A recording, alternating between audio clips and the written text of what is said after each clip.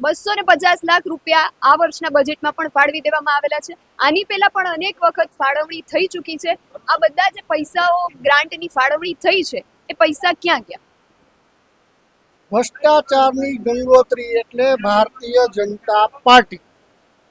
આપણે રામનાથ મહાદેવની વાત કરી તો સ્વર્ગીય મુખ્યમંત્રી શ્રી વિજયભાઈ રૂપાણી દ્વારા રાજકોટના આરાધ્ય દેવ રામનાથ મહાદેવનો કોરિડોર બનાવવા માટે થઈને ત્યારે યાત્રા વિકાસ ધામ બોર્ડના ચેરમેન રાજુભાઈ ધ્રુવ હતા, જેમને BS9 ટીવીની અંદર અત્યારે ડિબેટ કરવા માટે બોલાવ્યા.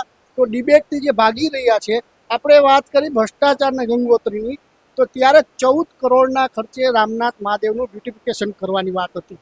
આજે આપણે જોઈ રહ્યા છીએ કે રામનાથની નદી હોય જ્યાં રિવરફ્રન્ટ લઈ આવવાનો હતો, રામનાથની નદી જોવો તમે, આજુબાજુના જ્યાં દૂષણો જોવો, કોઈ પણ એવો નશો નહીં હોય કે રામનાથ મંદિરની આસપાસ નહીં થઈ રહ્યો હોય કે નહીં એનું વેચાણ થઈ રહ્યું હોય.